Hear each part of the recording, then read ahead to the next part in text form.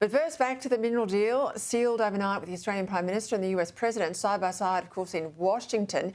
Angus Barker is the chairman of Rare Earth Australia, and he's already taken a close look at the fine print out of Washington. He joins me now. Angus, welcome. Let's start with the basics for those who don't necessarily understand what we're talking about here. Rare earths are a term used alongside critical minerals. One's a subset of the other. So explain the detail here. And while rare earths, from what I've read, aren't technically rare, getting them out of the ground and getting them processed for use isn't easy, eh?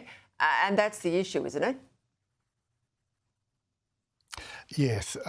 Look, we're in the position we are today because China, over 30 years of very patient industrial policy, plus coercive use of pricing at times to squash incipient competition, has put themselves in a position where they have a stranglehold on these elements that in particular go into magnets, high-strength magnets that make all of our modern economy work better and more efficiently. So whether it's your air conditioning unit at home, robots, drones, medical devices, obviously some military applications, EVs, wind turbines, in all of those places where you have a small but powerful magnet, or even a large one in some cases, there are rare earths involved. And that's why, even in the US, they've been described as the physical manifestation of AI looking forward, because for robots and drones in particular, they will be essential.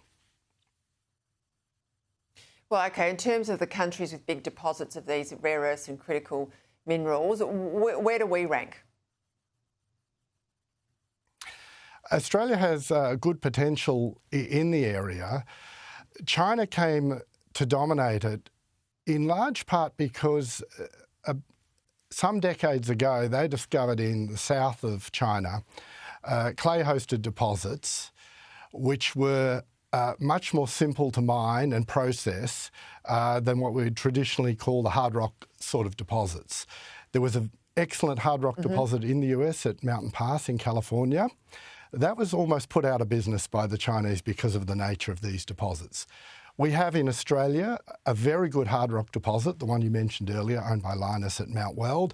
It's a very high-grade deposit, relatively enriched more in what we call the light rare earths and the heavy rare earths, which are used in high-temperature magnets. But Australia and the US collectively host the only two operating mines currently outside of China, and there's one small one in Brazil. Have we got an opportunity here not just to have them dug out of the ground, Angus, but to process them in Australia, to value add here? And if we are, what's involved in making that an industry for Australia?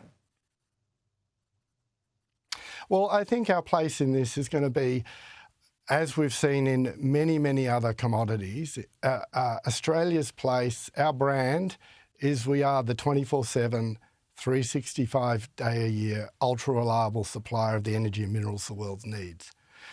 That's the thing that China has now put at risk in their own dominance, because that's a one-shot game, what they've just done, right? They did it in 2011 with Japan, and the world went back to sleep. They sort of forgot about it. Japan didn't.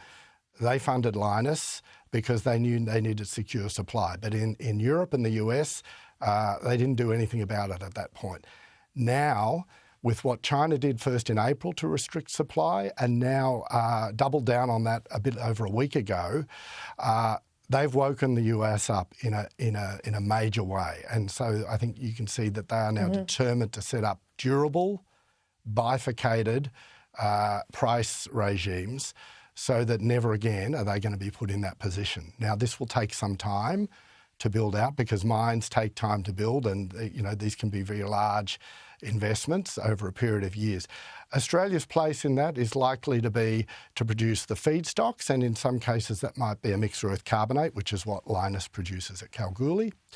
Or in some cases it could be separated oxides, which is what another company, Iluka, is planning to produce from a refinery at Eneabba, which the Australian government is now funding through their critical minerals facility. In both cases, though, that product will go offshore as an intermediate input into ultimately products that are smelted into rare earth metals, alloyed, and ultimately turned into magnets.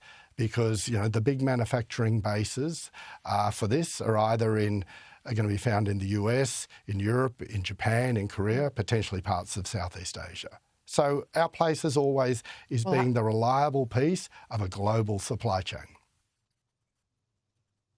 I hope everyone at home has learnt a bit there, because I know it's been a buzzword for many weeks. We now understand its potential for the future, obviously, and how important it is strategically. I know you've had a lot to do with what happened overnight in Washington, so all credit to you too as well, Angus. And let's see if we can do something with this big win. Thank you for your time tonight.